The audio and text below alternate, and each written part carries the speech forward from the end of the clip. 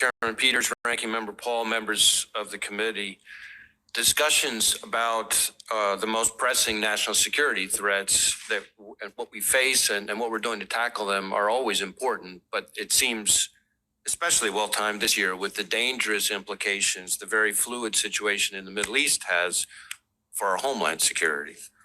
The reality is that the terrorism threat has been elevated throughout 2023, but the ongoing war in the Middle East has raised the threat of an attack against Americans in the United States to a whole nother level.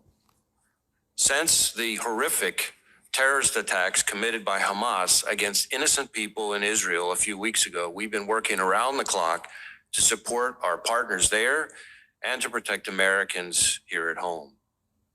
We assess that the actions of Hamas and its allies will serve as an inspiration, the likes of which we haven't seen since ISIS launched its so-called caliphate several years ago. In just the past few weeks, multiple foreign terrorist organizations have called for attacks against Americans and the West.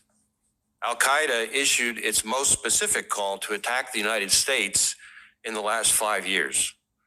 ISIS urged its followers to target Jewish communities in the United States and Europe. Hezbollah has publicly expressed its support for Hamas and threatened to attack U.S. interests in the Middle East.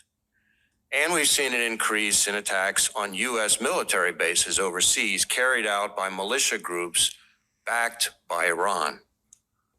Here in the United States, our most immediate concern is that violent extremists, individuals or small groups, will draw inspiration from the events in the Middle East to carry out attacks against Americans going about their daily lives. That includes not just homegrown violent extremists inspired by a foreign terrorist organization, but also domestic violent extremists targeting Jewish or Muslim communities. We've already seen that with the individual we arrested last week in Houston, who'd been studying how to build bombs and posted online about his support for killing Jews.